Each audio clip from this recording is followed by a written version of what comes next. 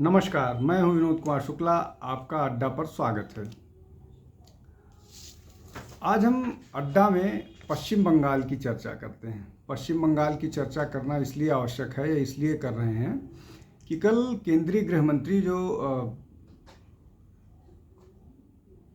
पश्चिम बंगाल गए हुए थे और बांग्लादेश से के बॉर्डर से लगी एक लोकसभा कॉन्स्टिट्यूएंसी में रोड शो कर रहे थे और उन्होंने वहाँ रोड शो के दौरान अपने भाषण में ये कहा कि आप भाजपा को 35 सीटें दीजिए, वो यहाँ पर जो घुसपैठी हैं उनको खदेड़ देंगे।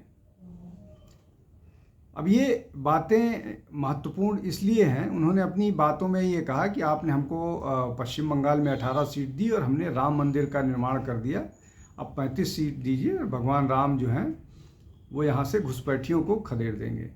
पिछले पूरे हफ्ते प्रधानमंत्री से लेकर के बीजेपी के सभी नेता लगातार इस तरह की बात कर रहे हैं कि जो ये मामला है घुसपैठियों वाला, और ये घुसपैठिए या बाकी जो जनसंख्या बढ़ाने में जिन लोगों का वो है, दो तरह से, घुसपैठियों के माध्यम से और ज़्यादा बर्थ रेट के कारण जो जनसंख्या बढ़ रही उस पर लगातार प्रधानमंत्री आक्रमण कर रहे हैं। और अभी गृह मंत्री ने घुसपैठियों को हटाने की बात की। अब इसके पहले जब तृणमूल कांग्रेस ने अपना घोषणा पत्र जारी किया था तो उसमें उन्होंने ये कहा था कि हम सीएए को स्क्रैप कर देंगे और एनआरसी को नहीं लागू होने देंगे। अब सीएए को स्क्रैप करने के लिए पार्लियामेंट से स्क्रैप करना होगा। अब क्या तृणमूल कांग्रेस के अकेले की इतनी हैसियत होगी कि वो सीएए को स्क्रैप कर पाए? निश्चित तौर पर नहीं। अब क्या सारे अलायंस पार्टनर्स उनके साथ खड़े होंगे? अगर चुनाव से पहले वो इनके साथ खड़े नहीं हैं, जिस तरह से चुनाव में तृणमूल कांग्रेस अकेले लड़ रही है, कांग्रेस और लेफ्ट फ्रंट एक साथ मिलकर लड़ रहे हैं, उसको देख करके क्या चुनाव के बाद इस तरह की कोई स्थिति बनती हुई दिख रही है जहां पर कांग्रेस, तृणमूल कांग्रेस और लेफ्ट फ्रंट एक साथ आए? लेफ्ट फ्रंट के साथ वैसे ही तृणमूल कांग्रेस का या ममता बनर्जी का 36 का आंकड़ा है, तो क्या ऐसी स्थिति होती हुई दिख रही है? वो बाद में चर्चा करते हैं।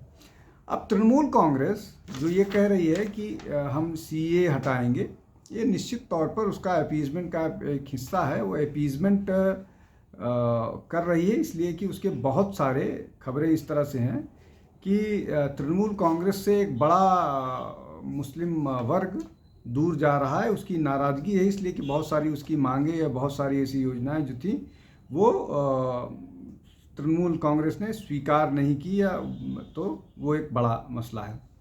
उसके बाद दूसरी घटना पर आते हैं। जिस तरह से संदेश खाली में शेख शाहजहां के द्वारा और उसके गुंडों के द्वारा वहां की महिलाओं का शोषण किया,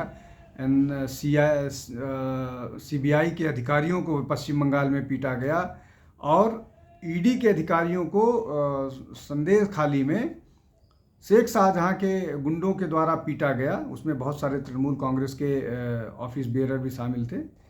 वो निश्चित तौर पर उसका मैसेज गलत गया है। ये एक बड़ा वो है। शेख शाहजहां अभी सीबीआई और ईडी सीबीआई के गिरफ्त में है। उससे बहुत सारी चीज़ें निकल करके सामने आएंगी। उसके अलावा भाजपा ने वहाँ से जो विक्टिम हैं संदेश खाली से, जो बासिरहाट सीट है जहाँ से उनको चुनाव मैदान में उतार दिया है। अब जो रेखा पात्रा हैं वो उस लोकसभा से इस बार की दावेदार हैं और प्रधानमंत्री ने उनसे बात की, जानने की कोशिश की है कि किस तरह से वो चुनाव लड़ रही हैं। इन सब के बीच जब ये सारा मसला हो रहा था, इन सब के बीच कांग्रेस के जो लोकसभा में कांग्रेस के नेता हैं उनके खिलाफ तृणमूल कांग्रेस ने यूसुफ पठान को उतार दिया है। अब यूसुफ पठान गुजरात से हैं। अगर आप 2000 पिछले विधानसभा की बात करें, पश्चिम बंगाल के विधानसभा चुनाव की, तो उस पूरे विधानसभा चुनाव में गुजरात वर्सेस पश्चिम बंगाल बनाने की कोशिश की गई, लेकिन इस चुनाव में एक गुजराती को पश्चिम बंगाल की एक सीट से चुनाव मैदान में उतारा गया है अधीर रंजन के खिलाफ। बुरहानपुर सीट है जहां पर मुस्लिम मतदाताओं की अच्छी खासी संख्या है। अब ये दो चीज़ें होंगी, इससे एक तो कांग्रेस के वोट का बंटवारा होगा और दूसरा ये कि अलायंस का आपस में जो झगड़ा है वो चौड़ा होगा। अधीर रंजन हमेशा लगातार ममता बनर्जी पर आक्रामक रहे हैं। हाल फिलहाल की घटना जिस तरह से हुई, जो हाई कोर्ट के जस्टिस थे उन्होंने रिज़ाइन किया, वो भाजपा से चुनाव लड़ रहे हैं। उन्होंने बहुत सारी चीज़ें ऐसी हैं जो जिसमें तृणमूल कांग्रेस को एक्सपोज किया। शुभेंदु अधिकारी जिन्होंने विधानसभा के चुनाव में ममता बनर्जी को हराया था, उनके भाई कांठी सीट से भाजपा के उम्मीदवार हैं सोमेंदु अधिकारी। और सोमेंदु अधिकारी या अधिकारी परिवार जो है वो उसका भी अपना एक मजबूत पकड़ है और उनकी अपनी एक इमेज है, उनका अपना एक प्रभाव क्षेत्र है और वो चुनाव मजबूती से लड़ रहे हैं। उसके बाद अभी जो घटना हुई है, जो हाई कोर्ट के जजमेंट के बाद 25,000 टीचर्स जो नियुक्त किए थे वो गलत तरीके से नियुक्त किए थे, तो हाई कोर्ट का आदेश आया है उनकी सबकी नियुक्ति कैंसिल कर दी गई और उनको जो सैलरी दी गई है वो ब्याज के साथ वापस करने को कहा गया है। इसके अलावा अभी कांग्रेस के बिमल तमांग जो इन्होंने सपोर्ट कर दिया है बीजेपी के कैंडिडेट को जो एक लोकसभा सीट पर, तो उसके कारण फिर उनको पार्टी से निकाल दिया गया है। तो ये सारी की सारी घटनाएं एक के बाद एक इस तरह से हो रही हैं जो वहाँ पर जो पूरा का पूरा विपक्ष का कुनबा है, चाहे वसीरहाट से नुसरत जहाँ का ड्रॉप किया जाना हो या बिमल तमांग जो गोरखा वोटर ये हैं, उन सारे लोगों को कांग्रेस और बाकी ममता बनर्जी से दूर करेगा उनकी पार्टी से। ये सारा का सारा जो मसला है एक के बाद एक, ये तृणमूल कांग्रेस के लिए लगातार मुश्किल करता जा रहा है। दार्जिलिंग सीट की बात है, बिमल तमांग जहाँ से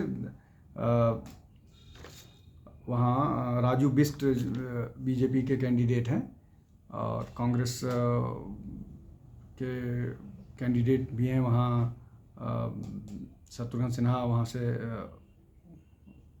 लड़ रहे हैं अगर मैं गलत नहीं हूँ तो ये जो सारी की सारी बातें हैं एक के बाद एक का डेवलपमेंट है, ये सारा का सारा डेवलपमेंट तृणमूल के लिए मुश्किल कर रहा है और यही उनकी बौखलाहट का कारण है। जिस तरह से वो अनाप शनाप कहती हुई नज़र आ रही हैं सब पर, चाहे कांग्रेस पर चाहे लेफ्ट पर तो खैर हमेशा से बोलती रही हैं और भाजपा पर।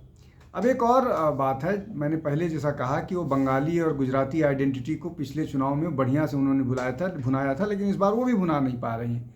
एक और घटना हुई थी, पिछले चुनाव में उनको चोट लग गई थी और उस चोट को उन्होंने बेहतर ढंग से चुनाव में वो किया और उसका लोग ये कहते हैं कि फ़ायदा हुआ। लेकिन इस बार भी उनको चोट लगी थी, लेकिन वहाँ के लोग या बहुत सारे और जो लोग जानते हैं वो कह रहे हैं कि इस बार थोड़ी जो है वो पहले लग गई चोट, तो जो उसका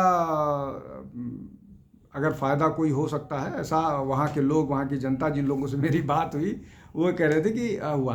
खैर ये एक दूसरा वो हो गया, लेकिन जिस तरह से ममता बनर्जी का सपोर्ट का वो होता है वो इस बार पूरी तरह से मिसिंग है। और अगर ये जो ग्राउंड पर दिख रहा है वैसा भी हुआ तो निश्चित तौर पर तृणमूल के लिए आने वाले दिन मुश्किल भरे लग रहे हैं चुनावी तौर पर। आज के लिए इतना ही, बहुत बहुत धन्यवाद। हमको आप अड्डा को आप ज़्यादा से ज़्यादा लोगों तक बढ़ाइए, ज़्यादा से लोगों तक पहुंचाइए, हमको आगे बढ़ने में मदद कीजिए, जिससे हम ज़्यादा से ज़्यादा वीडियो लेकर आपके सामने हाजिर हो सके। बहुत बहुत धन्यवाद, नमस्कार। कल फिर किसी विषय के साथ हाजिर होऊंगा।